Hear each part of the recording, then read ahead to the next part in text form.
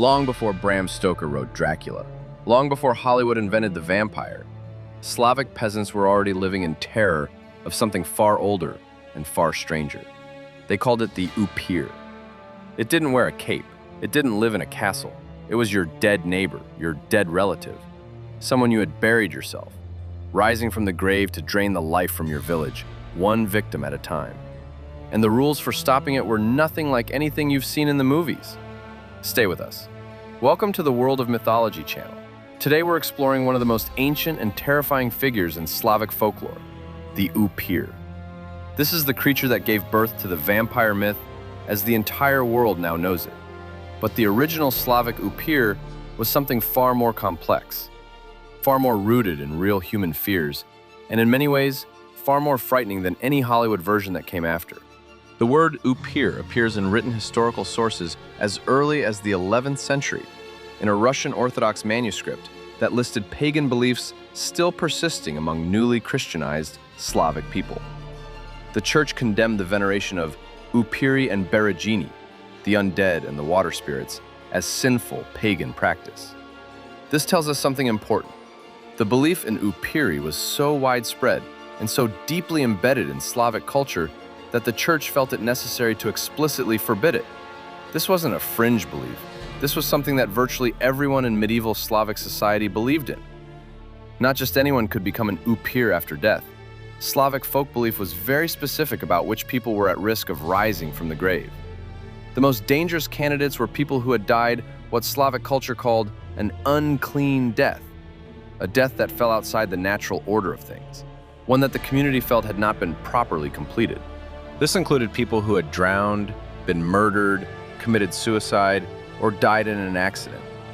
It also included anyone who had been excommunicated from the church, sorcerers and witches, people who had broken serious social taboos, and, critically, anyone who had been born in an unusual way, such as a child born feet first or born with a membrane, called a caul, over the face. This last category is fascinating. In Western European tradition, being born with a caul was considered lucky. In Slavic tradition, it marked the child as a potential future Upir. Werewolves who died without being cured could also become Upiri. And in some regional traditions, simply being unusually antisocial or ill-tempered in life was enough to raise suspicion. The Slavic Upir was primarily a threat to the living community, and especially to its own family members. This is what made it so uniquely terrifying. Unlike the aristocratic vampire of Gothic fiction who hunts strangers, the Upir returned to the people it had known in life. It came back to its own village, to streets it knew, to faces it recognized. It knocked on the doors of its relatives. It called out the names of people it had known. Those who answered the call, or who heard their names spoken by the Upir, would fall sick and die within days. Epidemics of plague, cholera, and other mass death diseases were frequently explained by Slavic communities as the work of an Upir rising from a fresh grave. The methods for stopping an Upir were far more varied and violent than anything in modern vampire fiction. The most reliable method was staking, but not through the heart as in Hollywood. Slavic tradition called for driving a wooden stake, often of aspen wood, through the body of the suspected Upir to pin it to the earth and prevent it from rising.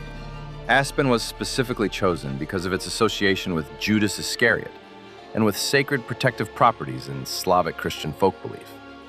Decapitation was another common method, and critically, the head was often buried separately from the body, sometimes at the feet, sometimes at a crossroads.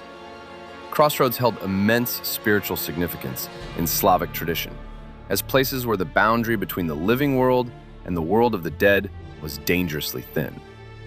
It was Slavic folk belief about the Upir that first reached Western European audiences in the early 18th century, when Austrian imperial officials investigating vampire panics in Serbian villages filed official reports that caused a sensation across Europe.